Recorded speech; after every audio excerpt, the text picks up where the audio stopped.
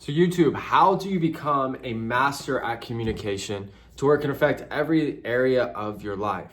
Communication is an art form. And to improve at it, you have to do certain specific things that can alter the way that you come across the world to ultimately get the things that you want, achieve the things you want to achieve, and be around the people that you want to be around. When it comes to communication, the fastest way, in my opinion, to make a immediate impact on your communication skills without having to stand up and give a speech and have someone critique you is to first stop walking into any situation. As simple as you're going through a fast food line at a restaurant, or you're on a date, or you have an interview, you have a meeting with a client. The key is to stop walking into each room trying to look a certain way or impress them. The world has an innate ability, I think it's just the laws of human nature, to sense when someone needs something or when they're trying to get something out of someone.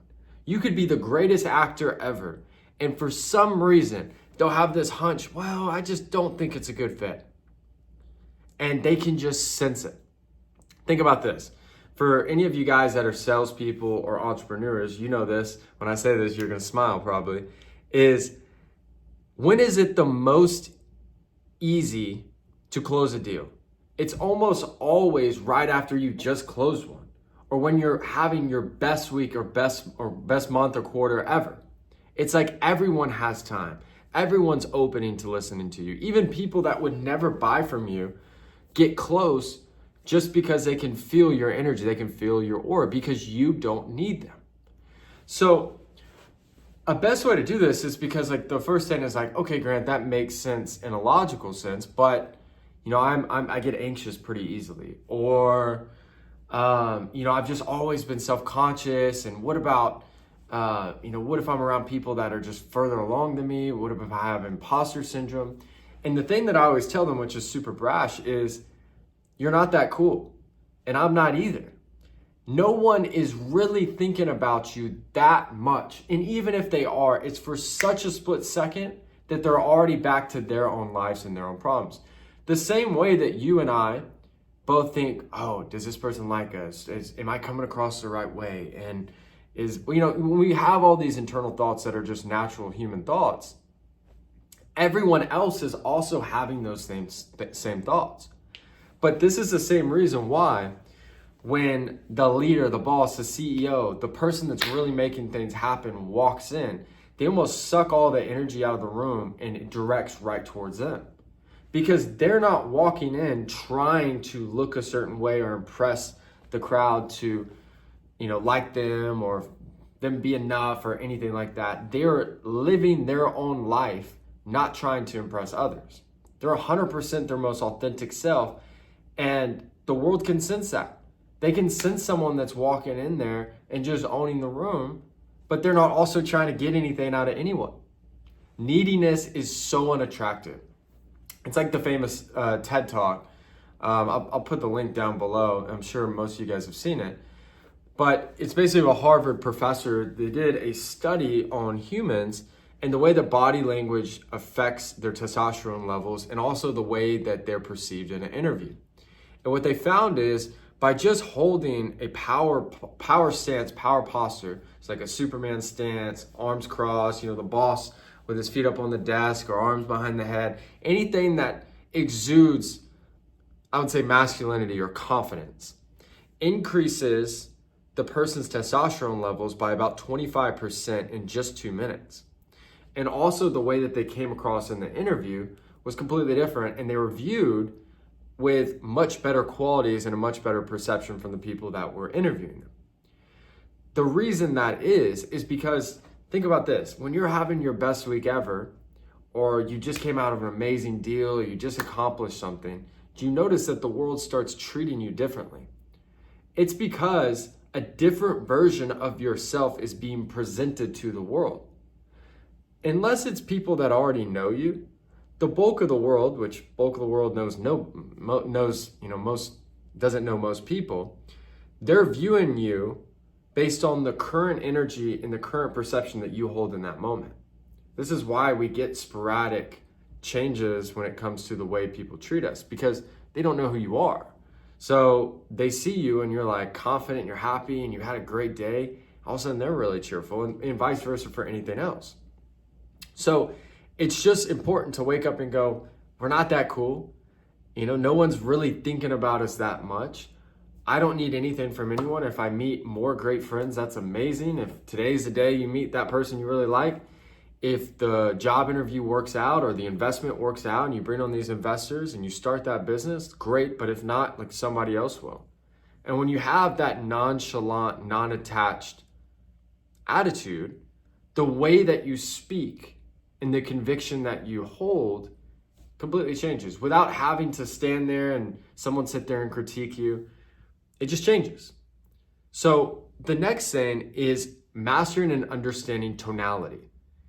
Just the quickest example is, look at the way that I just transferred that sentence to get to a new topic, and I emphasized the word that I wanted your brain to process.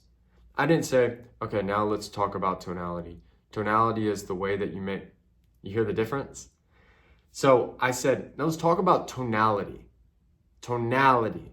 I emphasized the word that I wanted your brain to process. Tonality teaches the listener or audience how to feel. Think about the difference in the acting, in the music, in the presentation of a scary movie versus a movie with a lot of, violence, or it's a superhero type movie, or a comedy, or a really, really sad and depressing movie. Everything aligns with creating that specific emotion with that audience. So the key is, the first simple thing is like what I just said, is emphasize the words that you want the audience to feel.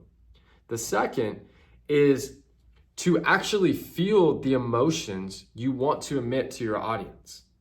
So I talked to someone that's an acting coach recently. Like, she's an actress and she's actually been in really good movies.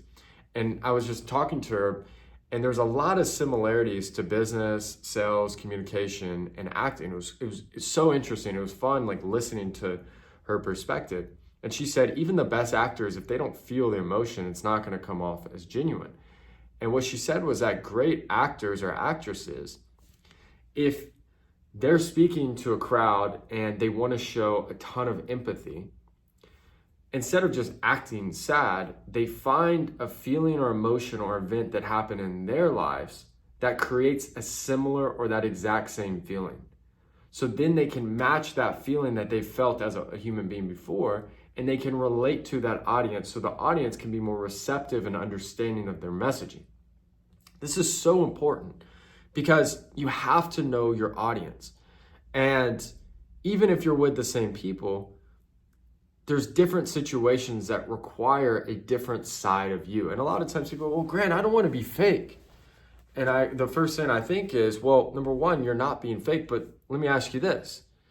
Is it fake for you to not want to tell your boss at work, who could hire, fire, do whatever, and you report to, is it fake for you to not tell them all of your personal life and everything that's going on with your relationships? Is that fake?